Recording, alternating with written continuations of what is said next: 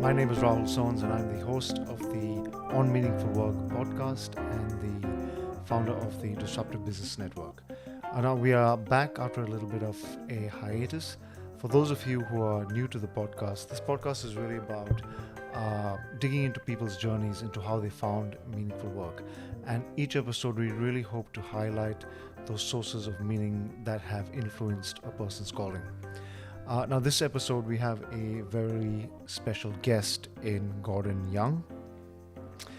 Gordon is a professional ethicist and is currently the Senior Specialist Educator of Ethics at Victoria Police. He's also the principal of Ethilogical Consulting, a consultant company that he founded. And he was previously a lecturer at RMIT in professional ethics at RMIT's prestigious School of Design.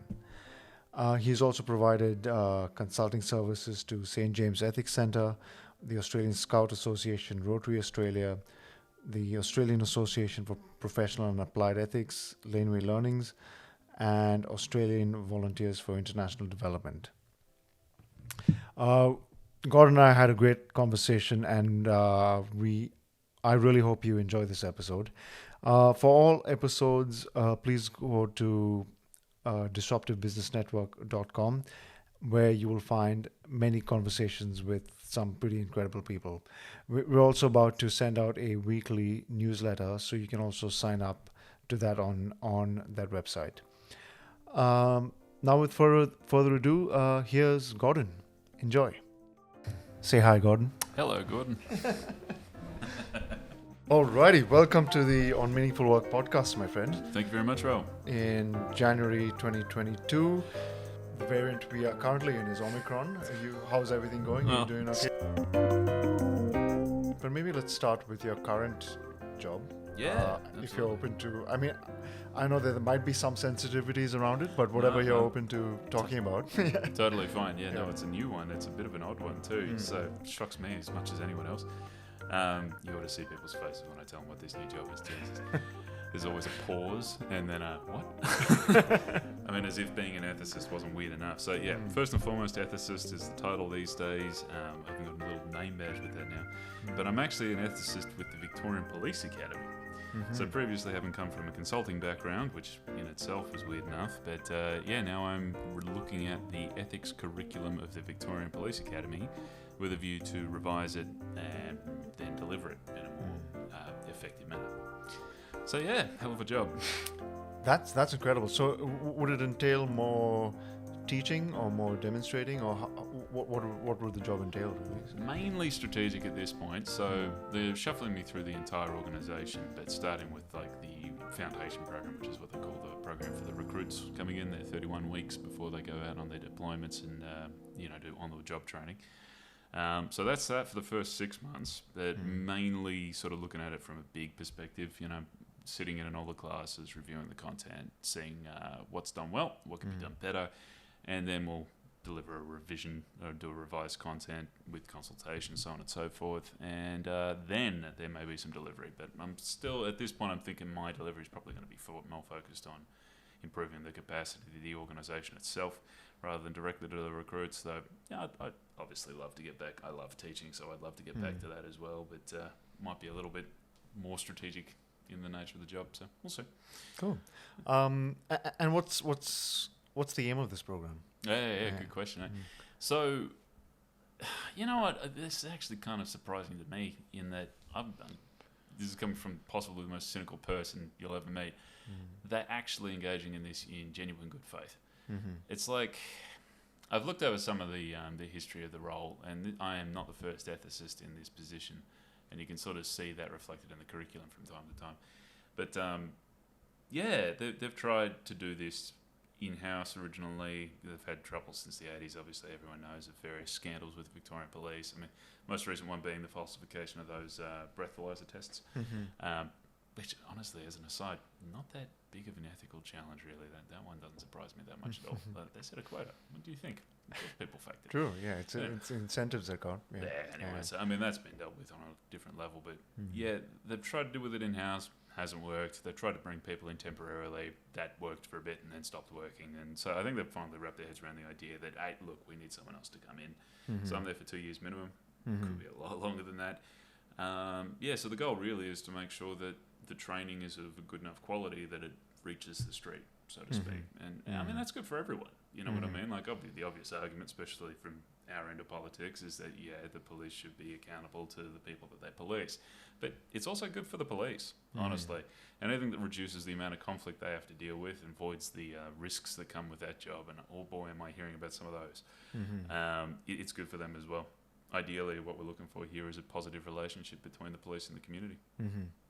And I think we'll get into this a bit later, but I think this is the fascinating thing about ethics, because it's not really the how do I phrase this? The inputs, I suppose, are more feelings and emotions rather than, I suppose, hard data, and so it really depends. It's really a subjective thing. Oh no, we're gonna have an argument over that. This is my guess, but you're not wrong in the sense that inevitably ethics is subjective. I would love if it wasn't. But we do our best to strive towards as much objectivity as possible.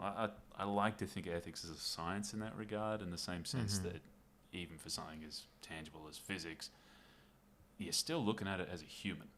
You know what I mean? And therefore, it will be subjective to some degree. But then again, that's what science is about, isn't it? It's about acknowledging that our perception of things is flawed, and therefore we need to be rigorous. So you're not wrong either that feelings are a huge part of this, and I will forever loathe Ben Shapiro for popularizing the statement that facts don't care about your feelings, because, God damn it, ethics absolutely need to take feelings into account, or they just implode. So it is a very interesting experience, especially when you put that into application. Sure.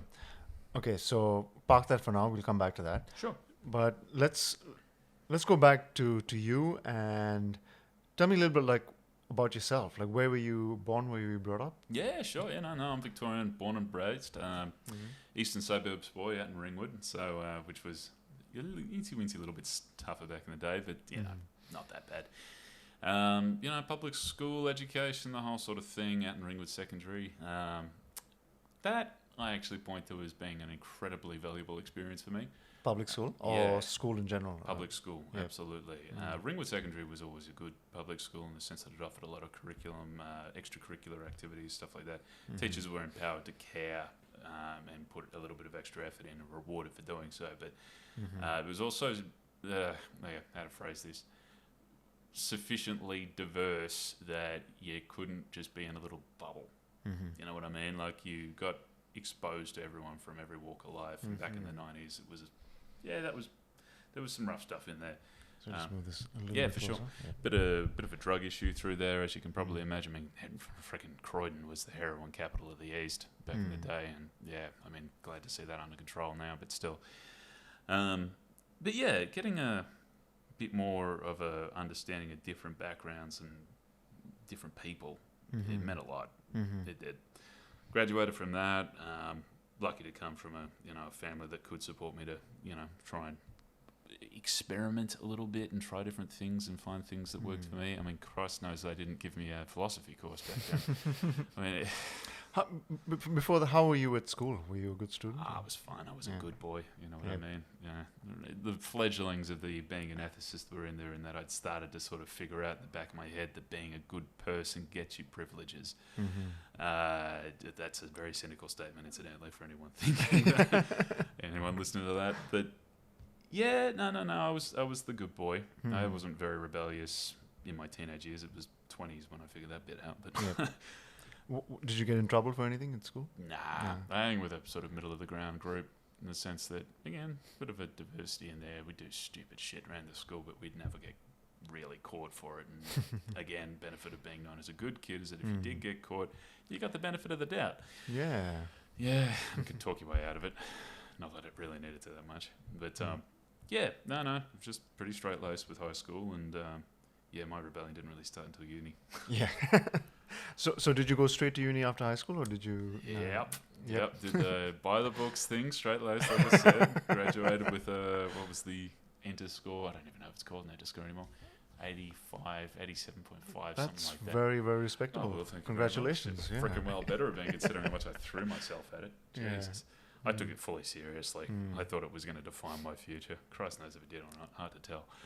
But yeah, I do look back on the old enter system. You know, that I'll still say this. I've done a lot of stuff in my life, and I will still rank the VCE exams as the single hardest thing I've ever done.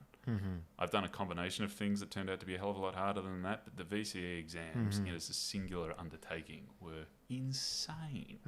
I remember the English exam. We had to do 3 essays in an hour and a half. I did mine in India, so right, different sort of standard. Different, just but I'd agree with you in that it was probably one of the hardest things I've done, but for probably not the right reasons, in that it was just enormously stressful, and anyway. I remember having been told, oh, now you've got to choose your the course you want to put in for, and being like, oh, you want me to decide my entire course of my future at 18, right off the back of that exam that I was 70 years of your life. Jesus. If there's anything I tell people of a younger age group these days is don't stress that one. You've got plenty of time to try other things. Absolutely, but it is a bit annoying how they put so much pressure on you at that age. But, I went off, and the irony being is I ended up going for a course. I looked for the environmental... I nearly joined the Air Force, hilariously. I actually got... Did Top Gun? Yes, flat out. I wanted to be a pilot. Don't know why. I think I just wanted to fly. And at that age, proto-ethicist that I was already looking for answers. That's always been the drive with ethicist. It's always been, I want a bloody rule set, please. Someone tell me how this works. And at that age, the Air Force provided an easy answer. Yeah, it's funny you mention that, because say a lot of because coming from the tech sector, a lot of engineers and coders, whoever that I've spoken to, it's that same sort of feeling, but with mechanical or electrical objects. Yeah. In that I need to figure out how this works. Like I can't sleep unless I know how this works. Yeah. But for you, it's more human in a sense, or different levels of strategic versus tactical. I think it's like ultimately it's the same thing though. It's problem solving, isn't it? It's like, this doesn't make any sense. Let's make it make sense. Yeah. Impose your will upon the void, so to speak. But I love puzzles and problem solving and that sort of thing, and I see a strong link to that with the tech sector as well. Absolutely. I'm not good at it, but I have a very strong interest in the technology sector as well. Yeah. Maths, man, just not my thing. Definitely. So after year 12, you went straight to uni. What did you study? Social science with an environmental specialisation. Just flat out, the course was called Social Science Environment back at RMIT. I chose it because it was the highest enter score course for a non-scientific environmental degree, which was pretty low. As it turned out, it was about 72. So you were more than qualified. And enter my first little experience of cynicism, going like, why exactly did I work so hard on that score? Anyway, so it wasn't quite round to gaming the system yet. So what was, if you remember, what was the decision-making process for selecting that? Was it? I already had a pretty strong care for the environment at that age. It was always a passion. Put that down to my parents, plus they were never really activists or anything like that, but they were hugely involved in the Scout Association. And so we were out all the time. I mean, like practically every long weekend we were hiking. So what association was that? Scouts. Oh, Scouts. Okay. Yeah. Formerly Boy Scouts, no longer, of course. It's been co-gendered since the 70s, but that's how a lot of people know it. And so big environmental sort of angle in that, if not an activist one, then a sort of a conservationist one, so to speak. So I think that just sort of sparked something in me. A couple of teachers in my primary school and secondary school education sort of got me thinking about it, and that sparked a good old existential panic when climate change came up, didn't it? Yeah. So I figured, what the hell, lean into something I care about. Pure coincidence, don't get me wrong. At that point I didn't really have the slightest idea of what I wanted to do, but I thought, screw it, we'll make a go of it. So I went and did that course, seminal moment for me. You know, this is funny actually, because with a social science course, for the first year, you have a lot of common core subjects. So we had social work classes, we had planning classes, urban planning classes, psychology classes, and man, that high school attitude of why are we learning this? I don't need to know this. I'm here to study environment management. Why am I learning about sociology? Shit. The most definitive experience in my entire life was a class called the Brief History of Ideas. And I went into that with the biggest sneer on my face. That sounds almost philosophical, was it? Well, that's exactly what it was. And that's exactly what it said on the tin. It was, we're going to run you through a few political philosophies and ideas as a sort of a primer for additional stuff. It's a sort of thing that would be cut out of a uni curriculum so fast these days if it wasn't turning up, you know, good results or a profit or whatever. But it's like this fluffiest sounding thing ever. It blew my mind. It blew my goddamn mind. Like, I'd heard of, you know, ideas like fascism before, but I never actually studied them. Wikipedia wasn't around in those days. What was that, 2004? And, I mean, it might have been in proto versions, but, you know, this is still the time period where people are telling you not to trust anything online because, anyone can blah, blah, blah. Trust the fax machine. Yeah, right. Do you remember getting resources at a library? Oh, yeah. Fucking painful, Christ. And still relying on the book to be any good. So yeah, so I studied that, ended up completing that. So what was about that course that blew your mind? Was it just the new ideas? Or being introduced to a set of ideas in a critical fashion. You know, like, here is a summary of those ideas, but in a relatively neutral way. So that was like, I just had to re-examine my worldview so many times in such a short period of time that it really started to deconstruct a lot of my assumptions. On a really fundamental level, because we weren't talking about managing the environment in a tactical, practical sense, which was what I was more focused on. It made me question why we were doing this in the first place and how we got there in the first place. Also, the first time we got introduced to economics, which has been a huge part of my thinking ever since then. Neoliberal economics. And do you remember, was there one assumption that was shattered that that you still think about? Oh, God, yes. The assumption, the very teenage, you know, the assumption that people knew what they were doing, that was, that was a rough one. It didn't really come to fruition until a couple of years later when, you know, you get into the professional environment and start seeing people in operation. I don't think it really sunk in completely until I met my first member of parliament. But that was where the seed was sown. It's like, hang on a second. I thought people knew what they were doing. Yep. Sort of, I don't know. It's just a natural thing for a child or even a teenager to assume that if you get elected as a member of parliament or you're captain of industry or something like that, or a uni professor, then you must just be kind of special. Like, surely they wouldn't put you in a position like that if you didn't know what you were doing. Yep. Well, shit. People are really good at pretending, I think. Well, fake it till you make it. I mean, I've ended up doing exactly the same thing. But on the other hand, it's like, yeah, that destabilised young Gordon just an incy-wincy bit. How so? Like, what did that change for you? Was it... Oh, man, so many things just came up for grabs all of a sudden. I mean, in a terrifying way. It's like you sort of assumed that the institutions of society had some sort of objective merit to them. Like, you could make assumptions, you could rely on things, you know what I mean? Like, you could be like, you know, white boy that I was, sorry, upper middle class white boy that I was, well spoken on that, I could always trust the police. And I'd never had an experience where I couldn't trust the police. Everything had reconfirmed, not to mention the social narrative, the media narrative, and this is before any sort of transparency from social media. Yeah, that was just the thing. Trust the police. You can always trust the police. And suddenly, the very simple idea was introduced to me that, hey, maybe all of these institutions are just sort of making it up as they go. And there goes any capacity to have faith in anything. And that brings into question everything you've ever been taught, like ever, absolutely ever. And not only that, they introduced me a whole bunch of alternative ways of thinking about things. And suddenly I'm sitting here going like, whoa, hang on. Whoa.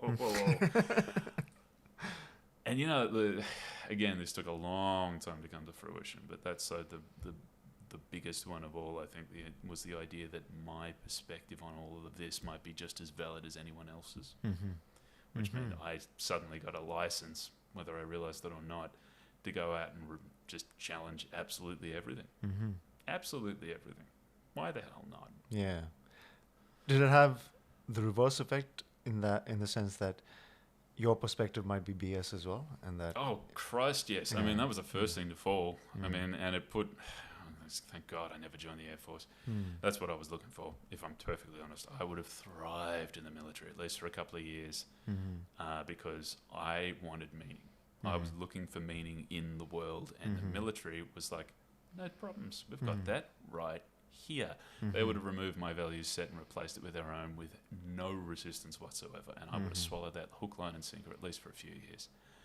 And and suddenly, so I'm sitting there looking at all this, realizing the institutions of the world aren't as strong as I thought they were, and therefore, well, my understanding of things is completely dog shit.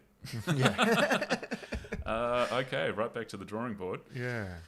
So the environment sort of held up through that process, oddly enough, as something I cared about, because it was, if anything, it made it even more terrifying. Like this is where I point right back to my anxiety disorder developing. I was like, what do you mean no one's in control? What do you mean we don't know what we're doing? Oh, Jesus.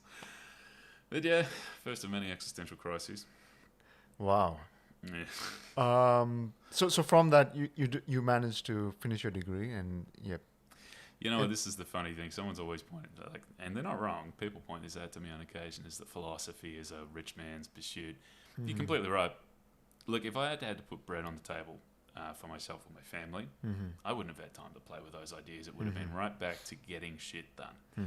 But because I was supported by my family, and I'm not in the slightest complaining about that or saying that that's a bad thing, that was a brilliant thing and more people should have that opportunity.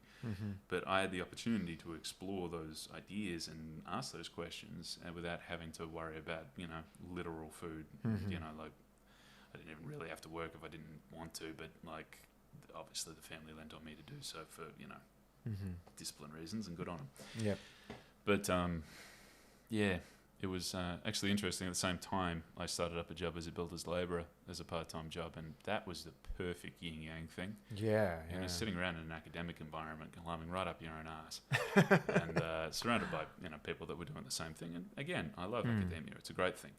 But then spending my weekdays like moving a pile of rubbish to another pile of rubbish, and working with people that were doing a thing to get paid to put food on that table, or to they lived in the weekends, whereas I was trying to live in the weekdays, but having that contrast and seeing the world from that different perspective kept me grounded. It would have been so easy to go off on flights of fancy about how the world should work from a freaking 19-year-old. But you want to experiment in that space, but you got to understand how people actually live and what they deal with day to day.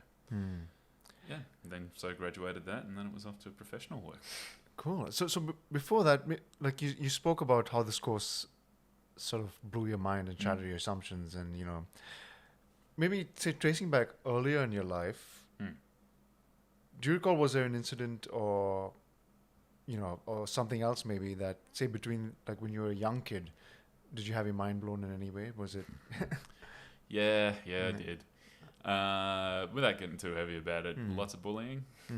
Now, the trouble with that, and my mum will actually cop to this directly, is that she raised me too nice, right? I was raised to be, what you're meant to be, right? Like, you're meant to be kind, meant to be generous, yada, yada, yada. Not helping on top of that was the fact that I was a pretty sensitive kid. Although I'm still a sensitive person, if we're honest. But that is not a good combination to dump a kid into a primary school environment. And in a public primary school environment. I mean, I don't know if it would have made a lot of difference, frankly. It sounds like some of these private schools are pretty horrendous as well in different ways. I mean, you wouldn't deal with classism in a public school, but, on the other hand, you get plenty of other trouble. Now, God knows why people have rough home lives. I mean, 12-year-olds don't know what the fuck they're doing at the best of times, excuse the language. But, and so I think that was probably the first thing that blew my mind is, hang on, I'm doing what I was told to do. These were the rules. I'm following the rules. It's not working for me, clearly. Now, you couldn't have articulated it at that age, but that was my first experience with cosmic unfairness. I don't know. with the rules not working, with the Mhm. institutions not holding up, and the Mhm. teachers not coming to my aid either. Largely, in fairness to them, they probably didn't notice it happening. And so, yeah, that was the first existential crisis, and Wow, that's a pretty hardcore, painful one, right? it was not fun. Yeah. I mean, look, broad scale of things, it was pretty mediocre as childhood trauma goes, but it was pretty central to me, Yep. and it did very much set up that core of that thinking of rules versus reality, and doing what you're meant to do and being a good person doesn't always work out, Yeah. which has been very seminal to my thinking ever since. Yeah. And I suppose at the time, how did you correlate the two in the sense that these are the rules, I've been told, follow the rules, everything be fine, and this is reality? There's only two ways of dealing with that. Either you rebel against the rules, or you turn it on yourself. And I turned it on myself because I was a nice kid. I blame myself, tried harder, made it worse. Yep. Self-recrimination's a bastard, and that turning it in on yourself personally. And in some ways, what I do these days is very much a big middle finger to that mindset. A rebellion against that mindset, which is still in there somewhere. Plenty of money into therapy, I'll tell you that. Yeah, but that's my issue to deal with, and it's in some ways. Look, I think back on those days and like some of those experiences, and at the end of the day, if you're going to be too self-confident or not self-confident enough, God knows I'd like that happy middle ground, but good luck with that. God knows what sort of upbringing achieves that. But I would definitely take too self-confident any day of the week because it drives you to self-improvement. Too self-confident, not so much. Yep. Yeah. If there's any one thing I end up dealing with, in fact, I'll go this far. If there's one great evil in the world that I'd like to see gone, it's certainty. Nothing does as much damage as certainty. Someone running around self-doubting themselves, never going to cause anywhere near the same amount of drama as a person that is absolutely certain that they're doing the right thing. I can't even begin to imagine having that mindset, and thank God for that. The sheer amount of devastation you could cause. I think also like maybe a corollary to that is like there's a Zen Buddhist saying of like an expert has I wouldn't say one mindset but one option, or an expert mindset has one option, whereas a beginner's mindset has infinite options. So. Yeah, I mean, and God knows we see that with siloing in work environments. We see it with, with my beloved academia. But people aren't entirely wrong when they say they don't have real world experience in many cases. It's like that's not necessarily true. But if a person specializes to the point of multiple doctorates in one area, if you're a professor in one specific space, by definition, you're not experienced in other areas. And it's really easy to start seeing the world exclusively through that lens. What's that saying? Like, you give a man a hammer, the world's made of nails. Yeah. But also in a sense, especially in this day and age, that kind of makes you fragile in that the world is changing so quickly that one area of expertise could be redundant. And yeah, absolutely. Yeah. And whether we like it or not, eventually, like just between age and just what gets published and what doesn't get published, there is an inherent conservatism to everyone. And we sort of eventually find ourselves clinging to an idea that we like that may no longer be true, or at least become less flexible to the nuances of its application. So it's definitely got to stay dynamic. It's I do like to think of myself as a generalist, despite the specialisation in ethics. At the end of the day, ethics is not useful, or even really that complicated, until it's applied to a practical context. And I don't know a damn thing about that practical context. So, policing, for God's sake, God knows I've never had any policing experience or even anything close to it. So, the only reason I'm going to be good at this job is because I'm going to pay a lot of attention to those who have. So I think before our tangent, we left off where you got your first job after uni. Yeah, that was fun. First job right out of uni was a hell of an experience from a business management perspective, because that man was a shyster. He I can't even believe it in retrospect. He taught one of the subjects in our final year of university, and at the time I was operating under the assumption of well, he's a university lecturer. He must know what he's doing. It was called environmental pollution management. We didn't get taught a goddamn thing about environmental pollution management. We got taught how to use his accounting software, his environmental auditing software. And at the time, I was thinking, Cheeky. wow, this is interesting. It must be very relevant.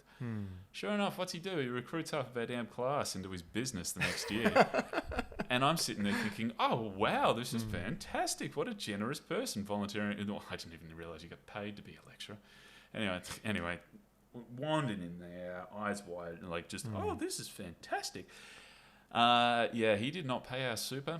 I didn't get paid for 3 weeks straight on one occasion. But funnily enough, at that age, you don't, well, if provided you got a little bit of savings, you didn't worry that much about it, because I'm like, oh, I'm going to get paid eventually. It's not that big of a deal. Hopeless.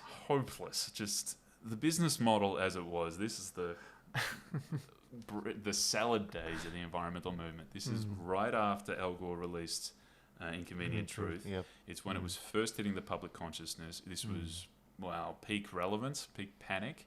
The opposition hadn't really kicked off that much yet, not in a sophisticated way. And so, there was a bit of backwards and forwards, but it was maximum public interest. People are still aware of it and they're much more on board with it now, but at the same time, it's kind of like that horrific reality rather than a fresh new thing to think about. And so there was money. There was a lot. And the Victorian government gave this fellow cash to run a program called Vic 1000, whereby he would audit 1,000 small to medium businesses free for them and assess their energy usage, water usage, and waste profile, and then give them recommendations to improve. On paper, absolutely brilliant. In practice, just garbage. Just hot garbage. And the fact that even I saw through that in the first 6 months was like really, really damning. We used to do follow-ups, right? Like the assessments were incredibly thorough, like needlessly thorough. We counted every electrical using item in the entire damn building. Fascinating job, incidentally, because you had to go through every inch of that business. The things we found in basements, man. My God. So you're physically in premises? Yeah. That one was free for them, so they didn't mind so much. But we found a goddamn basement one time with a pentagram on the floor. And I was just like, yeah, okay. Illuminati. I'm leaving. It's real. Apparently it was used as a band room, but I'm still not buying that. Anyway. Good. Was Nicolas Cage there hunting for treasure? I refused to go into the door, into the room. I was like, they're going to swing that door shut and that's the end of me. But, anyway. But there was no tie between the audit and any actual outcome because there was no buy-in. I mean, you hand them this freaking tome of an assessment at the end of it just being like, here's a complete corporate level assessment of your environmental profile. What do you do with that? There was no buy-in, there was no engagement, there was no effective strategization. But the idea, it was good faith in the sense that the guy was genuinely believed in what he was doing. It was just garbage. And that was my first experience of a person with authority not having being so ideologically committed to what they were trying to achieve that they started to ignore the reality of what they were accomplishing. Okay. That man left the country about an hour and a half ahead of a civil suit, and he left with his wife's father's money and left her behind. Yikes. So I took him through the Fair Work Commission, which was again my first experience of having to deal with a shitty employer, but that was very interesting. And your first job off the ranks. First job off the bloody ranks, man. Unbelievable. But there's a bit of an alumnus of people that work for him. We still occasionally catch up and jaw about the old days. Oh, nice. Yeah, but that was, they say you learn more from a bad employer than a good one. And, well, yep. Who would have thought? Good old Doug. Thinking of you, Doug, in Village Green, you dickhead. Fascinating man. Yeah. Also, my first experience of a time where you could walk into a meeting with a fella and with a huge list of very specific and well thought out grievances, and then walk out 30 minutes later going like, yep, that was great. Fantastic. Finally feel like I've been heard and things are going to happen. And then 15 minutes later be going like, hang on, he didn't commit to anything. Absolutely. Fox, silver tongue on that, man. Very impressive. So how long did that last? How long did that job last? About 9 months. Okay. Yeah, before I blew through my welcome. Yeah. I actually found a flaw in his contract. He annoyed me to the point where I started paying attention, and this was my first experience with vindictiveness as well. I got through that contract, found some flaws, and took him through the Fair Work Commission, and ended up getting a nice check out of that. But yeah, I moved on to another one, which was an even weirder placement for me. This is the Australian Industry Group, aka the business lobby. Now, for an environmentalist, that is a weird place to work, man. Yeah. But again, naivete of the day, I was working on the assumption that, well, this is who you should be working with, right? We want to work on, environmental outcomes. Who's better placed to do that than the people running the businesses?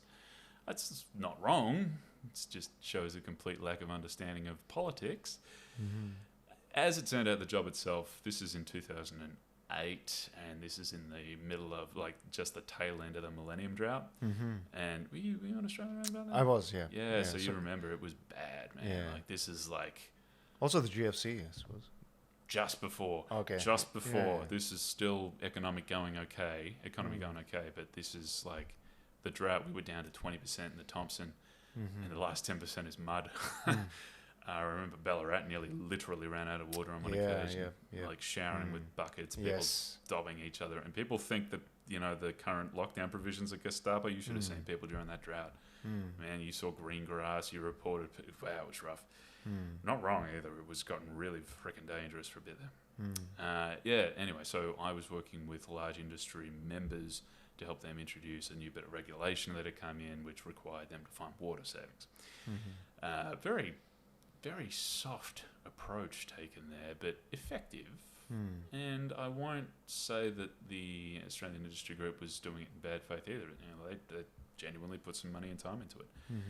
And it was a good job for me coming out. First time engaging with businesses, did a lot of walkthroughs of businesses and got a really... it was very interesting. I mean, wax emulsifiers. I always think of that job. Went out there, who would have even thought of that as a business? They mix wax with an emulsifier so it can be shipped. Because you can't, wax is not soluble. You can't, unless you keep it hot, you can't turn it into a liquid. It won't mix with water, obviously. And so they had to find a way of liquefying it so that it could be moved efficiently. There's a whole business in that. The factory was nothing but emulsifying wax. Yeah, I'm like, what the fuck? What is this? But that's the economy is run by businesses such as those that you don't even. Yeah. It's the thing inside the thing inside the thing that you don't even. Really reckon. gave me a very interesting cross section of different businesses, and there was an industrial laundry that did nothing but the linens from airplanes. Can you imagine that? Absolutely no disrespect meant by this comment, but it fascinates me how a person goes to work every day under the function of I launder airline napkins. I mean, look, for the worker, I get it. Wage is a wage, but how do you start a business in that? That's a whole other podcast series. Fascinating, isn't it? But yeah, it gives you a bit of a cross section of how things actually function. But yeah. Interestingly, this was in exactly the same time frame as this exact same group was the key component of lobbying to dredge the bay. And on one memorable occasion, they got me to sit in on a meeting between some very high, powerful individuals to take notes. I was there to take the minutes for the meeting because someone else couldn't do it. And can you imagine, I would have been about 23, 22 at this point. Arc environmentalist, passionate, actively campaigning against this exact same thing in my private life, sitting in to take minutes on a meeting of the people that were central to it happening. And still naive at this point in the sense that I didn't see the political dimensions to it, but that was absolutely mind-blowing for the very simple reason that it wasn't a bunch of people in cows cackling over the environmental devastation they were causing. That's what I always sort of imagined. How do you work for a coal company and not sitting there going ha ha ha, I am an evil person. I am extracting money out of the welfare of people. Of course they're not like that. Yeah. It was an actual shock. It's sort of I suppose it's a type of mental gymnastics that you have to go through to... Again, a huge seminal moment for what I do now. It was these people think they're doing the right thing. And when you listen to the way they made their arguments in the context of that room, it did sort of make sense. They were sitting there saying this is one of the most extensive, like they were justifying it to each other, saying this is one of the most extensive and expensive environmental assessments that has ever been undertaken in Australia, and it approved it. And therefore, of course, we've seen the consequences of that. Sorrento foreshore no longer exists. I mean, all the shit that people said was going to happen happened. Of course, it bloody did. But they ticked the boxes. Yeah. So can I ask, was it around this time that, if you recall, that certain rumblings started to come up of what am I doing with my life, or this is Absolutely.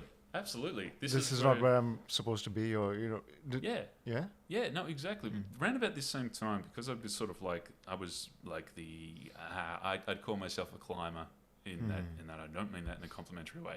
That was me trying to get on top. I still had very much a business, like a professional mindset of like, I've got to talk to the right people, got to meet the right people, got to get up the ranks and work from within. Yeah, right. So would you say you're ambitious? Oh yeah, I still am, man. Yeah. Let's be honest, it's just sort of morphed into what it's trying to achieve. But all of my friends and colleagues who were in a similar mindset were working for consultancies, and they were making good money, and they were working in very interesting projects, and they were all being ignored. Every single one of them was being ignored. And in the sense that their ideas weren't heard, or in the sense that there was no objective to what they were doing. So, for example, one of them would be sitting there talking about, we used to have this thing called net gain when it came to native vegetation clearance. Oh, the Liberal Party gutted that, incidentally. Fun fact. But the simple idea is that if you clear native vegetation for a development that is permitted, unless it's significant, and usually even then, but you had to revegetate another piece of land to an not just equivalent level, but slightly better. Hence net gain, right? Nice idea. It didn't really work that well in practice, but it was a nice idea. Better than what we have now. But these people my colleagues, my friends would do this assessment. They'd get in there, there'd be botanists, there'd be land assessors. They'd get into this piece of land that was to be cleared. They'd catalogue it in immense detail. They'd make a whole bunch of recommendations about what you should keep, what you can clear, how you can minimise the impact, where you can revegetate, how you can do that to make sure it's of highest benefit. I mean, yeah, sure, maybe, like hardcore greenies might argue that you should never have participated in the first place, but to me this was like perfect working inside the system. You can't stop development, right? Like, I mean, not plausibly, no one's ever managed it in any case. So work inside the system to maximise the benefit, minimise the harm. What happened to their reports? They got shelved, and they did what they wanted, because the only reason those reports existed was to tick a box. And I mean, I go through these businesses and do this work with them, and then they sort of looked at me and went, nah. And you're like, shit. Yeah. And this is where the ethics started. Because I travelled the year after that, and again, talk about an incredible change for me as a human being, because taking that year off to just basically sit with yourself and think in different contexts, sure, and with a lot of alcohol in me too, but at the same time, when you get that otherwise, big advocate for a gap year for people. And I realised that what I was dealing with 90% of the time wasn't actually most of the things that people point to when it comes to environmental management. It wasn't cost. It wasn't cost at all. These people have plenty of cash. And a lot of the solutions we proposed were extremely focused on the economic outcomes for that same reason. But they didn't do it anyway. Solar's the obvious one. Solar pays itself back. Yeah, it takes 10 years and the upfront cost is expensive, but it's a business. It's an investment. And they wouldn't do it. And what I realised is what I'm dealing with 90% of the time isn't actually cost. It's not even practicalities or logistics. It's ideas. They're opposed to them because they don't believe it'll work, or because they don't feel good about the idea. Or they have a certain, I'm just guessing here, but they have a certain value system and a certain mindset and a certain, they're brought up in a certain way. Absolutely. That prevents them from thinking that. Exactly. And they're inside a system that rewards a certain way of thinking. And I mean, how the hell do you get to an executive level in a bank, for example, if you don't think banking is a good thing? If you don't think it's not just a good thing, but a great thing, it's just not going to happen. You've got to be passed by the system to get that far. But yeah, and so after a bit of reflection, I came back and did the least practical thing I've ever done in my life, the worst on paper career decision ever made, and I studied a Masters of Professional Ethics. Wow. What were you thinking? I was shocked that it even existed. And you know, man, I still understand entirely why someone would look at that and go, that is absolutely ridiculous. What is wrong with you? But, okay, firstly, what drew you to that? 1 year of traveling and a highly philosophical mindset, pretty much. And how did you come across that? Were you just looking at courses? Or? Yeah, just curious. Yeah. And I'd always played with ideas and like that, like trying to figure out, and again, right back to that youth environment of being like, I was promised that if I followed these rules, I'd be treated well, and I am not. What's going on? You know, and then follow that up with different experiences, that exposure in university about brief history of ideas and all the different contradictory ideas, and just a real emotional need for an explanation. Still drives me now, to be honest with you. I just want a bloody explanation. And yes, I know it's not coming anymore, but still. Yeah. And I thought, well, it's worth checking.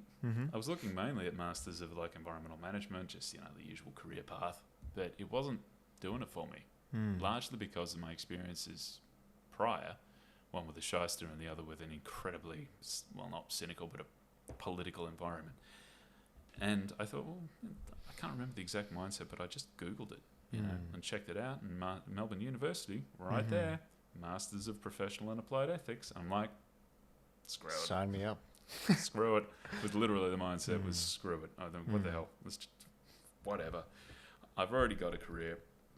I mean, it had a big pause to it, but incidentally, this was around about the time that I started struggling with chronic unemployment. No, not really. I mean, I just had a lot of jobs that ended, and then suddenly, you know, I had to spend a couple of months trying to find something else. And it's more accurately, this is around about the time that the Liberal government came in, and suddenly there was no more money for the environment, was there? But it kind of brings back to that. I don't know if you've seen Steve Jobs' Stanford commencement speech. I have actually, yeah. And the thing that your story reminds me of is how this particular segment of it is how he says, you know, rather than following something practical, follow your curiosity. And he did this calligraphy course just because he was curious. But while he was in college, like he audited this calligraphy course, and then years later, when he was designing the operating system for the MacBook, that's where he got all the ideas for the fonts. Ah, interesting. And then Bill Gates and Microsoft just lifted those ideas, and that's why we have really fonts. It's because Steve Jobs did that calligraphy course. Yeah, it's fascinating. I mean, I look back at my own meager little life, and you look at all of the little... Sorry, yeah. You look back in your own life, I mean, I'm sure everyone does this. You look back on your own life and those decision points. I mean, they're all decision points, but like those ones in inflection particular, points, where it could have gone in a wildly different direction. You know, you date someone else and suddenly your entire life looks different. You know, do a different uni course. You know, in this case, the choice of that master's was very much on a whim. Very much, there was absolutely nothing stopping me from either direction. And I went with the ethics course, and I dare to say in a bit of a different place than I would have been otherwise. So how was that course? Was it? Oh, it was fantastic. It was everything I hoped it would be honest with you. And yet at the same time, hopelessly impractical in the sense that I'm sitting here going like, no way. I went in fully expecting this. I went in fully aware that there was no chance of me ever getting a job in this space, ironically enough.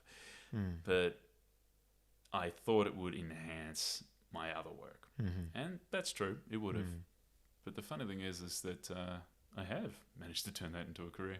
Because as it turns out, if you do it well, ethics is extremely practical. It's just no one had thought of that yet. I think, like, and this speaking as an engineer, I think it's an argument for the humanities in general. I agree. Where it's in some sectors and circles, or, you know, the humanities is seen as not practical.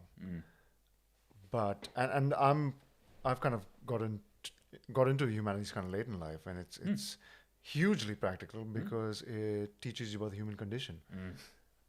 And what could be, more practical than that? Oh, well, there's a whole space devoted to that now. UX, user experience design. Yeah. It's so good. By hook or by crook, very, very randomly, I found myself working in industrial design for a while there, teaching professional ethics and industrial design at RMIT, which is a bit of a farce in itself, to be honest with you. I got that job not even knowing what industrial design was, but I knew professional ethics.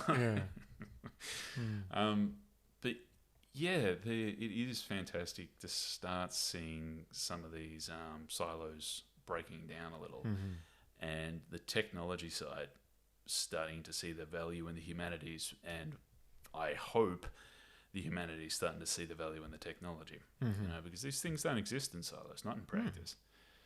And starting to see these things recognise the holistic approach necessary is very, very heartening. And so, after your masters, then where were you? Where were you at? All over the place. I did a few jobs after that. I mean, it was a little bit of struggle street at exactly that time, unfortunately, because, again, money got pulled out of the sector, as it does. The environmental sector. Yeah, the environmental sector. And so, it was job to job for a while there. Worked with the Victorian Local Governance Association for a while on a transport project. Then I worked on, with a insurance company for a couple of months to make ends meet. That was not a good job, but interesting. And then with Earth Systems, which is an environmental consulting company, trying to get a sustainability assessment tool up and running there. Didn't really take. But then I took off to Indonesia for a year. I worked with the, what's it called now? Used to be the Australian Youth Ambassadors for Development Project, part of AusAid back in the day. Now I think it's Australian Volunteers International, or AVI, and it's not a youth thing anymore, it's just broad. But the idea is that's more of a capacity building aid-based program. So they'll send you over to a host organisation, and it's more of a skill exchange. Of course, in practice, it's soft power, always has been. It's like DFAT's efforts to improve relationships with an aim to improve our strategic interests in the area. Incidentally, the area I got sent to was in the middle of bloody nowhere, Port Town in southeast Sulawesi. We did good work there, don't get me wrong. There was a fantastic organisation over there, Fossil Foundation, respect. Student group working on environmental education and management in that area. But the real reason we were sent there is it was part of the route that the refugees would take by boat to get to Australia. And so, as far as we could understand it, DFAT was looking to improve their engagement in the area. So send in a bunch of friendly-looking young people, establish a nice relationship, and then you can send in the people that are actually going to do the work. At least that's my cynical take on it. Don't know why else the hell we would have been sent there. But anyway, that was great. Years international study and learning another language, learning another culture. And then I came back, moved to Horsham for a year, for reasons I'm not going to go into. Bad relationship. And then came back and started up this consultancy, which is what I was doing before I got this job with the police. Yeah, and I think maybe that's around the time our paths crossed. Yeah, about a year into that. Yep. Yeah, which was a bit of a meeting of the minds. Yeah. Disruptive business network. Well, yep, absolutely. Want a piece of that. Yeah. No, it's been great. And you've spoken at our events a couple of times and always kind of really held the crowd in the palm of your hands. Man, I love the DBN. It's a perfect environment for that sort of thing. You guys do some incredible work exposing new ideas to people that otherwise wouldn't have come across them. Fantastic concept. Yeah, thanks, man. No, it is. It just is. But yeah, I think, okay, so coming back to ethics now and coming back to how do you take something that's so, for lack of a better word, tangible, not tangible. Yeah, abstract, absolutely. Abstract and also another way of thinking of ethics is it's really kind of bridging the concerns of getting people to cooperate. Oh, absolutely. And so how do you take that and then create a framework around it, or create a company around it? Yeah. Bloody minded stubbornness, basically. Look, the reason I got to ethics in the first place, and the reason I found it so compelling, is for the exact opposite reason that most people think of ethics, right? You think about ethics about being a good person. People think about ethics as like some sort of intangible, inscrutable monk on a mountaintop. What is right? And it is that to some degree, but at the end of the day, ethics is not that complicated. Ethics is a means of making decisions. And I don't mean like the decision you should make. Again, people tend to think of ethics as either incredibly prescriptive, like right and wrong, do this. People think I'm the bloody Inquisition. Unsurprising, but either that or they think of it as this ludicrously fluffy thinking that is so useless that why they even bother thinking about it in the first place. The subjectivity you mentioned earlier on is exactly where people go sideways with that. If ethics is a matter of opinion, then it's meaningless, isn't it? Because I have my position and that's all that needs to matter. Really, ethics is the methods by which you make decisions and determine whether they're good or not. And the unfortunate reality is, and part of the reason I got into this, is that there is no perfect method. Every method that you'll employ, and there's a bunch of them, but the two I go to are the rules-based versus your cost-benefit sort of approach, deontology versus consequentialism for those who are interested in technical terms. Neither of those is perfect. They've both got massive gaping flaws, which means that no matter which way you go about making decisions, there's risks. And what I was hoping to do, or the reason I started the business, was that I was quickly identifying that people don't speak this language. And yet, despite that, people make decisions every day. We go back to that example I gave of the first job out of uni. You got a situation there where a fella is genuinely trying to do the right thing. He thinks he's doing the right thing. And the worse things got, the more convinced he became that he was doing the right thing. Now, something's obviously going wrong. Something's going badly wrong because the business folded. I mean, it doesn't get a lot more tangible than that. You can say ethics is subjective all you want, but his approach failed. Tangibly failed. And so how? What happened? He did what he thought was right. And if you go back even further to my bullying example, I did what I was told. Your nice, demonstrably positive characteristics blew up right in my face, didn't they? So what the hell's going on?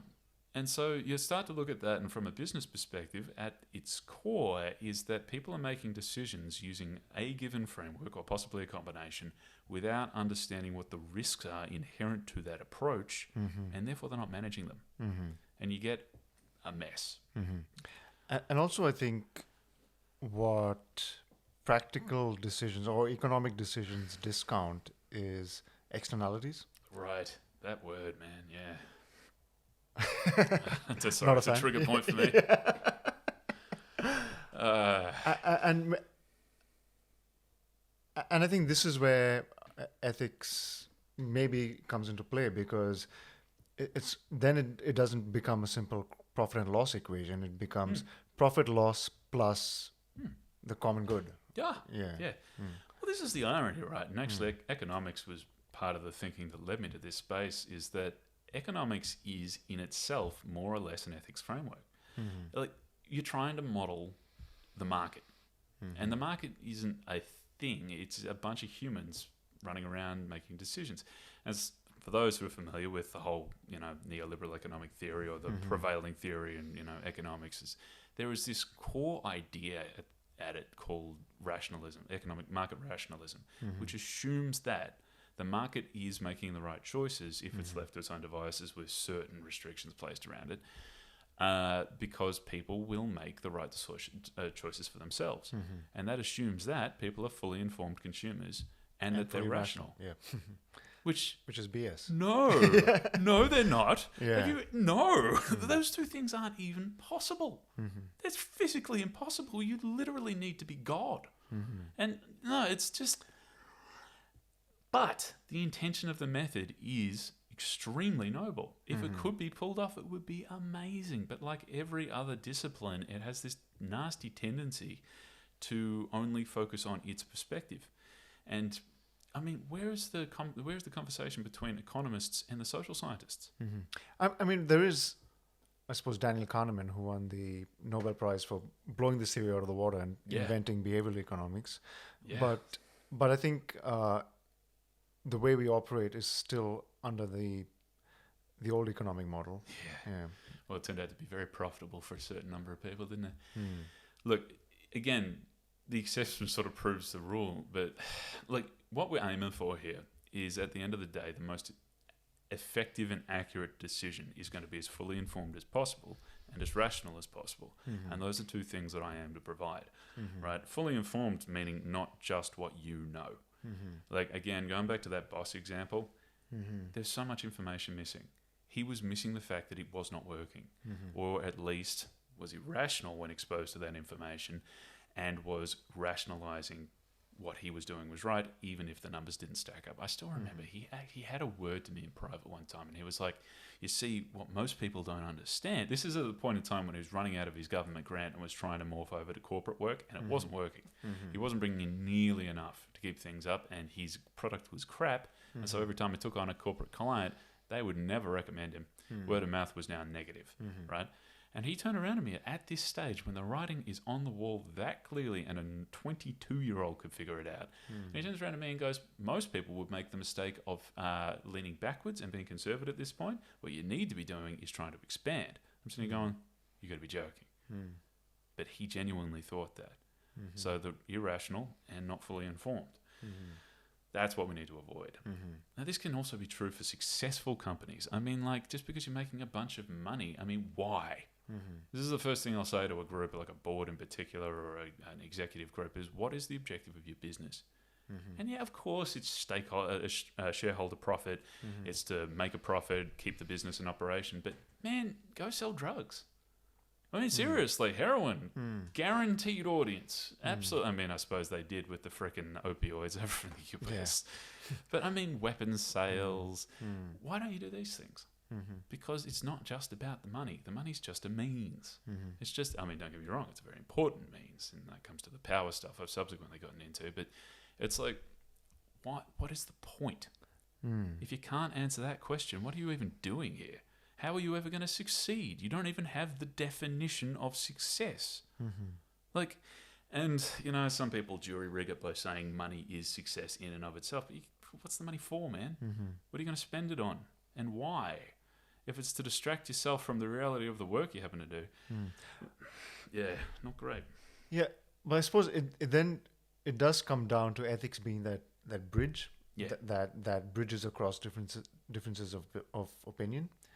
And and as we spoke about before, like, people are different in the sense they're different value systems, you know, religious or secular backgrounds that kind of informs their thoughts and their decisions.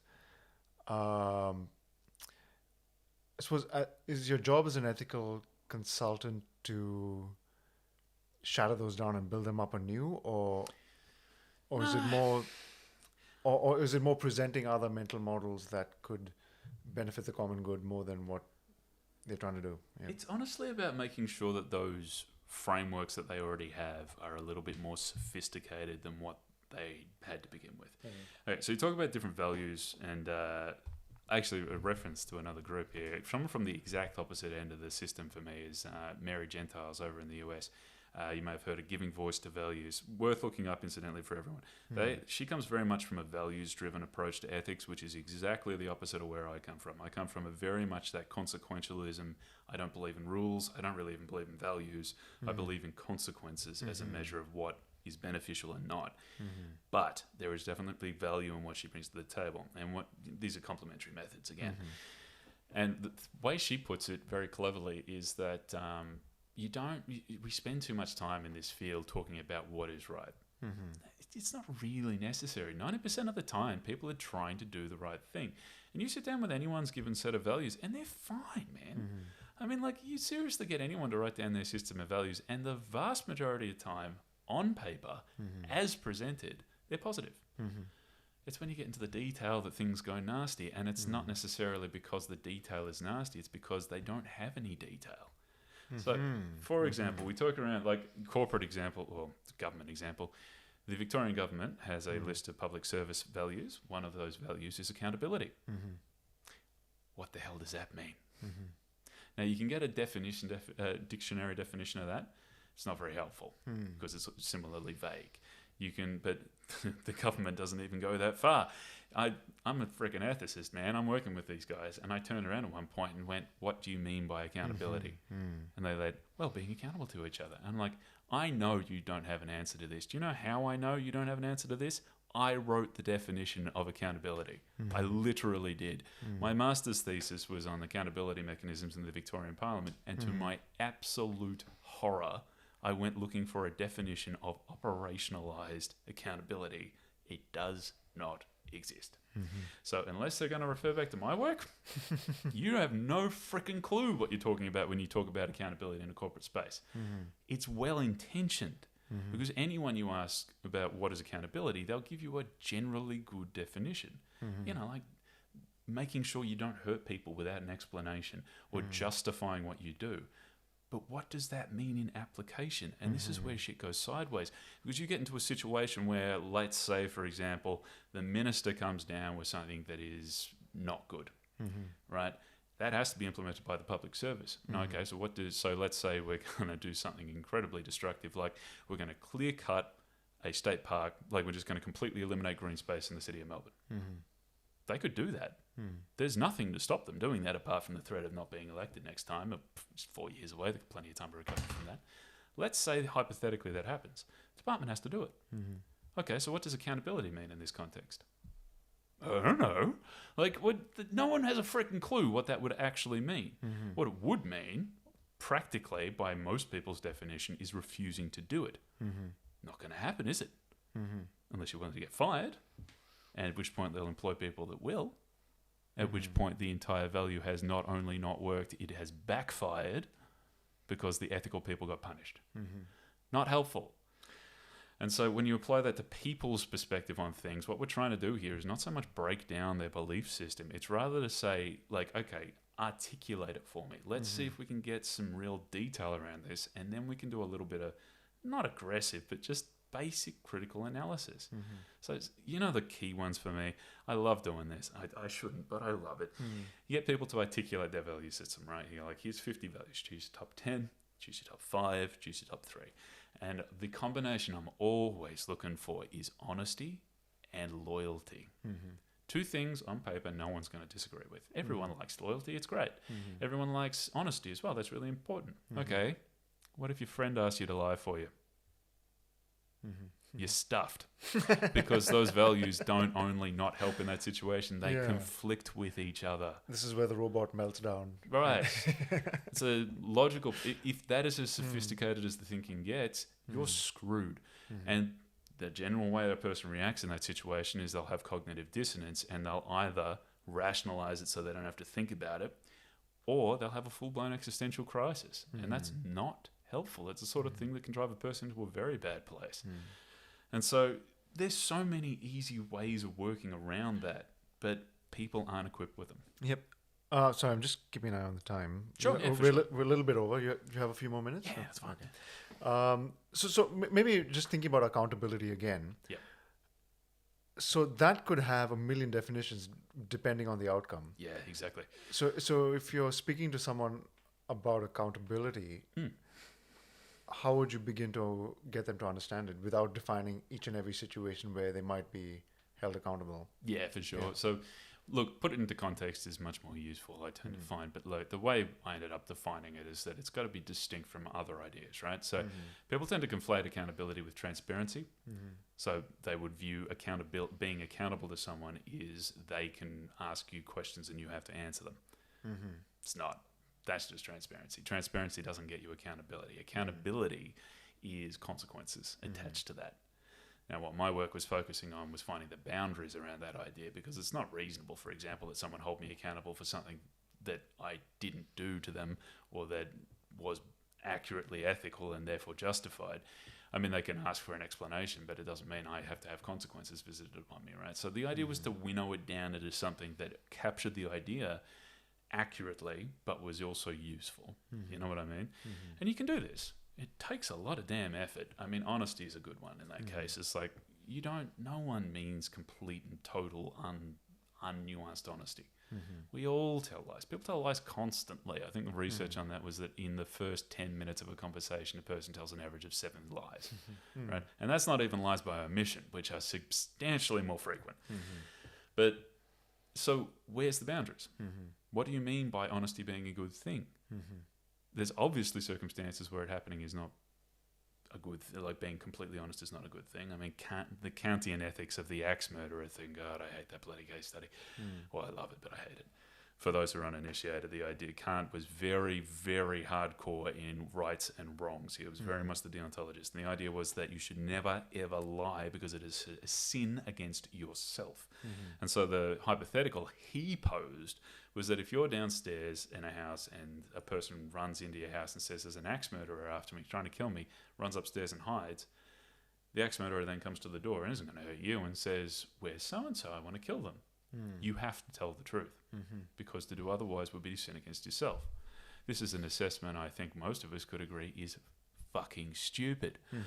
But it is an accurate definition of the word, right? And you've got to find these conditions. And this is why I'm a consequentialist in the sense that I would weigh the ethicality of that based on the consequences it's likely to generate and try and maximize the benefits for those involved, right? Whereas your values-driven sort of approach tends to be a little bit more black and white, but it still has its place because it helps prevent. I mean, in that case, loyalty is going to be super valuable because that'll give you a very clear-cut and simple approach to the situation that'll lead to a maximum benefit. So, you see what I mean? Like, this is all not that complex in theory, but when you get down to a highly complex operational environment, I mean, from a policing perspective, my God. Imagine this. You got a drunken disorderly out front of Flinders Street Station. You got 2 guys biffing on. You get out of the car. All you know is that there's 2 guys pushing each other around. But the second you're out of that vehicle, you are being filmed by 5, 6 people. There's probably CCTV. You got no idea what caused this fight. You got no idea what their backgrounds are. It could be anything. You got no idea what the reaction will be to various approaches that you take, and that's completely at your discretion. Do you go in strong? Do you go in reconciliatory? Do you try and impose authority? Do you try and take a constructive approach? All of those will have different reactions, and you have no idea what that will be. You can take some guesses based on experience. You can default to procedure, but is that going to work? If you go in there with a hard and fast simplistic approach, which most people have, which is that, all right, I am police, I must be authoritative, you've immediately narrowed all of your options down to one. And is it the best one? You don't care. You're just going to do it. We've got to be better than that, and we're all capable of being better than that. Yeah, so this is really fascinating and also really tricky because it seems that to behave in the right way, you've got to have all these mental models and mental scenarios kind of on the ready to know which one to pick. And if that one doesn't work, then you pick the next one. Well, the good news is that you already do. You just do it intuitively. Yep. You know what I mean? Like, I say people tend to take a more of a rules-based or values-based approach, but in reality, you do the cost-benefit thing. Okay, jaywalking, crossing the road illegally. You do it, I do it, everyone does it. There's all these tiny illegal things that we all do. We all know why they're illegal. Speak for yourself, buddy. I'm an upstanding citizen. But, like, you think about that situation. You don't cross the road illegally because it's in the rules. That's, of course it's not. It's explicitly illegal. And you know why? But you do it anyway. Why? Because you look up and down the road, and in that moment, there's no cars coming, there's no cops, there's no small influenceable children that you might rub off on. And so you judge the benefits as high and you judge the costs as low. You just don't think about it like that. If there's a truck coming, obviously you don't cross the road because the benefits are non-existent and the consequences are absolute. Right? The trouble is that with this method of thinking, like I said before, there's no perfect method. It's super prone to rationalization and subjectivity. And so you think about, that judgment call, and it sounds like no one in their right mind would make the wrong judgment call because getting hit by the truck is obviously negative, but people do get hit by trucks. Right? You speed in the car, you judge the situation, you relatively benefit. I'm late for a job interview. The benefits of speeding are high. The costs are low if I'm careful. Said everyone who wrapped their car around a tree. Like, it's very, very prone to rationalizing what you want instead of what is actually true, which is what we're aiming for. Whereas your rules-based approach, hence law, is very good at dealing with rationalization because it just doesn't care. Mm-hmm. I don't care what your reasons are. Don't do. You know? Yeah, no, it doesn't care if you really want to cheat on your partner. Cheating wrong. Do not do. And it's easier. You know, and it's easier to hold each other accountable to, whereas, you know, this cost-benefit approach is a very, very nuanced conversation that doesn't really survive social media, to say the least. So you can do, in fact, we all do this already. What my job mostly is helping to articulate and then refine it. It's not that hard. It's just, you just need to practice. Okay, so again, going back to accountability, like you might go into one organization and they might, through your process, might come up with a completely different definition to another organization. Yeah. Yeah. I mean, it happens, doesn't it? And to a degree, that's right, in the sense that ethics is only as useful as the context it's applied to. If you know, your principle doesn't take the practicalities into account, it's not going to be very helpful. But there's always the chance that people will disagree with me, and that's fine. That's perfectly fine. But again, half of the value I get from approaching things from an ethics perspective as opposed to a practical perspective like I used to with the environmental management, right? That was trying to solve a problem, but we weren't agreeing on what the problem was. And so my solution was ignored because they didn't agree with the foundation of the solution. Where I'm coming at these days is very much from that foundational level. Like from the bottom up. Not just the ethics, the philosophy behind it, and even the metaphysics before it. I can go all the way down to the foundations, baby. And most people aren't thinking on that level. I never really run into resistance these days. Yeah. People don't nod their heads, and by the time they realize they're agreeing with what I'm proposing on a practical level, they're fine with it. It kind of reminds me of, say, companies defining their values. And there were two examples. One was Enron, which really came from top down. Oy, yeah. And what they had was, you know, these values chiseled into marble, which said respect, you know, accountability, commitment, and all these grandiose things. But the behavior was the complete opposite to that. Like down in the bottom, everyone was, you know, there was complete fraud going on. They were cheating customers. They were building, you know, shell companies, and you know, and everyone knows the story. They collapsed. Absolutely. Whereas I was reading about, you know, Zappos, the shoe company that got sold to Amazon. Oh yeah. What the founder did there was he didn't define the values for like 2 years, and he just wanted to see people's behavior. Yeah, nice. Yeah. And then from that, what came to the top was like number one was, you know, delighting the customer. So that was their main thing. And anyway, so it sounds sort of similar in the sense that it's consequence based rather than what my feeling of accountability might be, or honesty or loyalty, or any of those. Yeah, well, things. in that sense, he saw what worked and then established the values based around that, which is it's a bit of both, honestly, and that's what we should be aiming for, is being able to use both methods to complement each other. I mean, whereas the Enron thing, well, I doubt they were even engaging in good faith to begin with, but like, you can see a situation there where they've embraced the strengths of the method and completely ignored the downsides. And there's also the added dimension in there of the power dynamic at play. And well, if people want to know why ethics don't work, it's because the power wasn't taken into account. Actually, sorry, and probably won't have time to get into that's the whole thing. But you wrote a book on power. Yeah. and just quickly, if you could sum up, how does power relate to ethics? Like, summarize your book in 2 minutes. Pretty much it's the flip side of ethics, right? Like, and you know, like process we've talked about with my career was trying to figure out why things weren't working the way they were meant to. Well, the next step to that, after I figured out the ethics components, was figuring out why I still wasn't getting to do what I wanted to do. You would think that, you know, I figured out the foundations of freaking human thought, you know, like, okay, this is right, this is wrong, and I can prove it all the way down to the metaphysics. Why am I not in charge? Not to sound too arrogant there, but like, and so I started looking into it, and power is the opposite side of that. Power is the practicality, the ultimate practicality, whereas your ethics is your ultimate principle. And if you can't manage both of those things, you're going to be in trouble. And what you see, what I'm starting to see, is like power has its own quirks.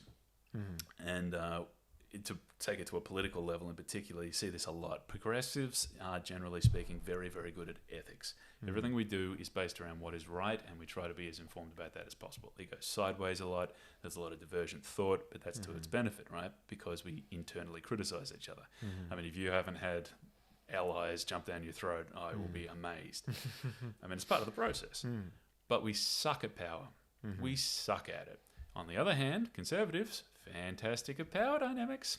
Liberal Party never has those internal spills that the Greens have, because that's what they're there to do. They're there to be in charge. They suck at the ethics, unfortunately. I mean, at the end of the day, a conservative is always wrong, because eventually those ideas are going to be bypassed, or surpassed, I should say. Look, I see a lot of value in conservatism as in its genuine form as sort of the brakes on some of our more absurd progressive ideas. But what it's turned into is a clinging to power with absolutely no regard for the ethics of the thing. And we need to get better at that. We need both. So when you say power is ultimate practicality, do you mean that it's just the doing that counts, never mind the how or the why? Yeah, that's exactly what we were saying before when we talked about the making of the money. Right? I'm sitting here as an ethicist in my ivory tower.